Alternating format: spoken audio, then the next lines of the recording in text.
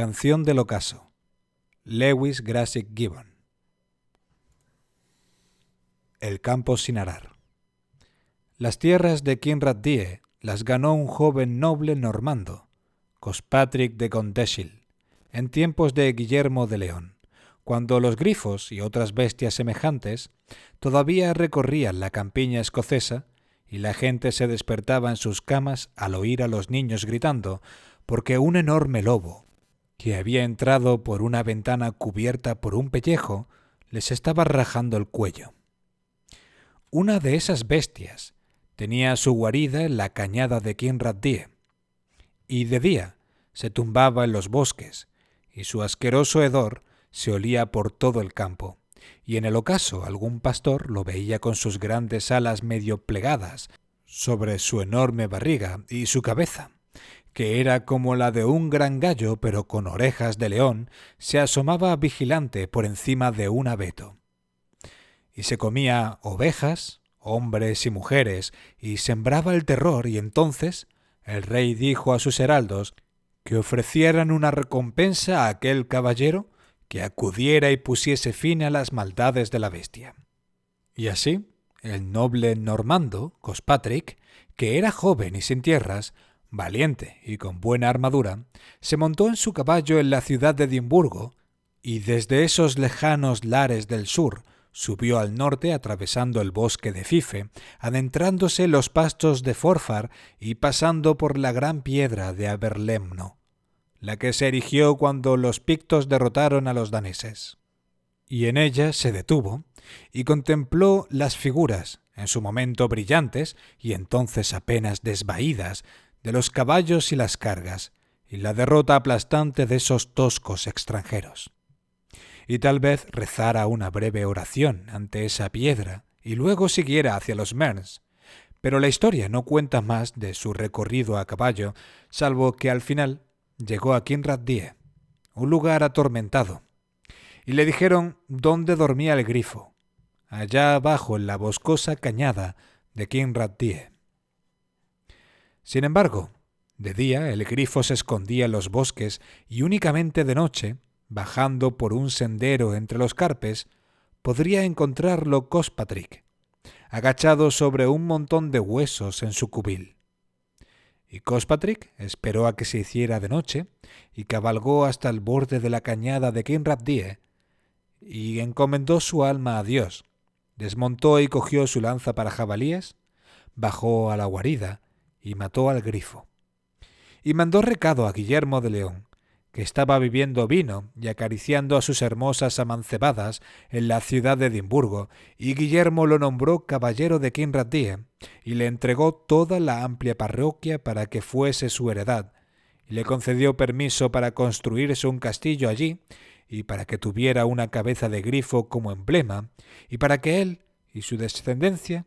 contuviesen a todas las bestias y a la gente ordinaria y díscola. Así que Cospatric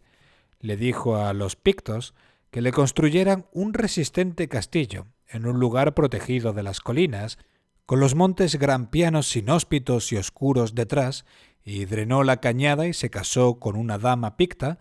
y tuvo hijos, y vivió allí hasta su muerte. Y su hijo, que tomó el nombre de Kinrath-die, miró un día desde la muralla del castillo y vio que el conde mariscal subía marchando desde el sur para unirse a los hombres de las Highlands en la batalla que se libró en Montdains, donde ahora se encuentra el molino de harina. Y llevó a sus hombres y allí combatió, y aunque no se dice en qué bando, tal vez fuera en el ganador, pues eran muy astutos los Kinrath-die. Y el bisnieto de Cospatric se unió a los ingleses contra el forajido Wallace. Y cuando a continuación éste subió marchando desde las tierras del sur, Kinrath-die y otros nobles de entonces alojaron a los ingleses en el castillo de Dunnotar, que se alza sobre el mar más allá de Kineth, bien construido y resistente, y alrededor del cual el mar rompe en pleamar y el estruendo de las gaviotas resuena día y noche. Muchas armas, harina y carne llevaron con ellos y allí se instalaron, bien fortificados, ellos y sus campesinos, y arrasaron los Mearns, para que el forajido que osaba rebelarse contra el buen rey inglés no encontrase provisiones para su ejército de hombres toscos y sin tierras. Pero Wallace llegó por el valle rápidamente, y al saberlo de Dunnottar, lo sitió. Pero era un lugar muy resistente, y él no tenía paciencia con esos lugares. Así pues, a altas horas de la noche, mientras el estruendo del mar ahogaba el ruido de su estratagema, escalaron las rocas de Dunnottar y la muralla, sus bandoleros escoceses y él, y tomaron Dunnottar. Masacraron a los nobles allí reunidos y a todos los ingleses, se hicieron con su carne y sus armas, y se marcharon. Cuentan que ese año en el castillo de Kinrathie solo había una joven recién casada que aún no tenía descendencia, y pasaron los meses, y ella fue a caballo a la abadía de Aberbrotok, cuyo buen abad, John, era su primo, y le contó su problema y que era probable que la estirpe de los Kinrathie se extinguiera. Así que él yació con ella, lo cual fue en septiembre, y al año siguiente la joven recién casada tuvo un niño, y a partir de ahí los Kinrathie hicieron caso omiso de guerras y peleas, y en su lugar permanecieron en su castillo de un lugar protegido de las colinas, con sus armas y sus avancebadas hermosas y jóvenes, y los villanos que tenían castrados para que fueran sumisos. Y cuando llegó la primera reforma, y las que la siguieron, y unos gritaban «¡Wigan!» y otros «¡Roma!» y otros «¡El rey!», los Kinrathie continuaron tan tranquilos, decentes y pacíficos en su castillo, sin que les importara un comino las peleas de la gente, pues las guerras eran una cosa nefasta. Pero entonces llegó el holandés Guillermo, y, al quedar bien claro que de allí nadie lo iba a echar, los Kinrathie se volvieron totalmente partidarios de la alianza y dijeron que, en el fondo, siempre la habían defendido. Así que construyeron una nueva iglesia presbiteriana donde antes había estado la capilla, y también la casa de un pastor protestante junto a ella, en medio de los tejos en que el forajido Wallace estaba escondido cuando finalmente los ingleses lo derrotaron. Y un Kinrathie, John Kinrathie,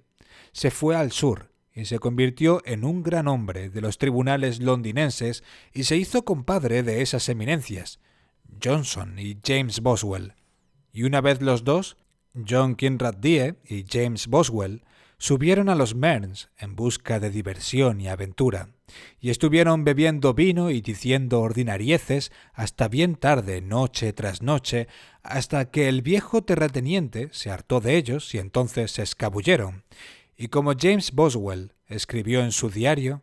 conseguimos llegar al desván en que estaban las doncellas, y había una tal Peggy Dundas, de nalgas gordas, con la que yací. Pero el principio del siglo XIX, mal tiempo fue para la aristocracia terrateniente escocesa, pues el veneno de la Revolución Francesa cruzó los mares, y los campesinos y gente ordinaria de esa ralea se alzaron y gritaron «¡Al infierno!», cuando desde los púlpitos de la vieja iglesia les predicaron que fueran sumisos. Y hasta Kinrathie llegó el veneno, y el joven señor de entonces, de nombre Kenneth,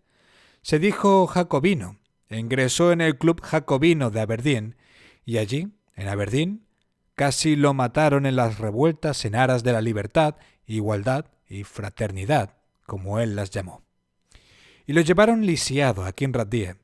pero él siguió defendiendo que todos los hombres eran libres e iguales, así que decidió vender la heredad y enviar el dinero a Francia, pues tenía muy buen corazón. Y los campesinos marcharon sobre el castillo de Kinrathie y destrozaron las ventanas, pues pensaban que la igualdad debía empezar en casa de uno mismo. Más de la mitad de la finca se fue perdiendo por adarmes mientras el tullido leía sus groseros libros franceses, pero nadie lo supo hasta que murió. Y entonces su viuda, pobre mujer, se encontró con que sólo poseía las tierras que se extendían entre las toscas colinas y los montes grampianos y las granjas de al lado de Bridgend, sobre el río Denburn, a ambos lados del camino exterior. Tal vez hubiera en total entre 30 o 40 arrendadas por adustos campesinos de antigua descendencia picta, gente corriente sin historia que malvivía en sus casas apiñadas en medio de los largos campos en declive. Los arrendamientos eran por 1 año o 2, y trabajabas desde que despuntaba el día en que nacías hasta que se apagaba la noche en que te amortajaban, mientras los terratenientes inmundos se sentaban a comerse tus arriendos. Pero, eso sí, tú eras tan bueno como ellos. Así pues, eso es lo que le dejó Kenneth a su dama, que lloró con amargura porque las cosas hubieran llegado hasta tal extremo. Mas las cosas se fueron arreglando antes de que también a ella le ataran la mandíbula con una tela y la metieran en la cripta de Kinrath Die al lado de su señor. 3 de sus hijos se ahogaron en el mar mientras pescaban en la pendiente del Bevi, pero el cuarto, el joven Cospatrick, el que murió el mismo día que la vieja reina, era formal, ahorrador y sensato, y se propuso arreglar la situación de la heredad. Echó a la mitad de los pequeños arrendatarios, que se marcharon a Canadá, Dundee y otras partes como esas, pero a los demás solo pudo desalojarlos lentamente. No obstante, en las tierras que quedaron libres construyó granjas más grandes y las arrendó a precios más altos y por más tiempo, pues dijo que había llegado el momento de las granjas buenas y grandes. Y plantó bosques de abetos y alerces y pinos para resguardar las largas e inhóspitas laderas, y bien podría haber devuelto su gloria a los Kinrath Die, de no ser porque se casó con una chica de Morton, que era muy mala y le hizo mucho daño, y lo empujó a la bebida y a la muerte, que fue la mejor salida para él. Pues su hijo era totalmente idiota, y al final lo encerraron en un manicomio. Y ese fue el final de la familia Kinrath Die, y la gran casa, que se alzaba en el mismo lugar en que los pictos habían construido el castillo de Cospatrick, se fue desmoronando. Mientras los fiduciarios solo tenían 2 o 3 habitaciones abiertas para trabajar en ellas, y la finca estaba hipotecada hasta el cuello.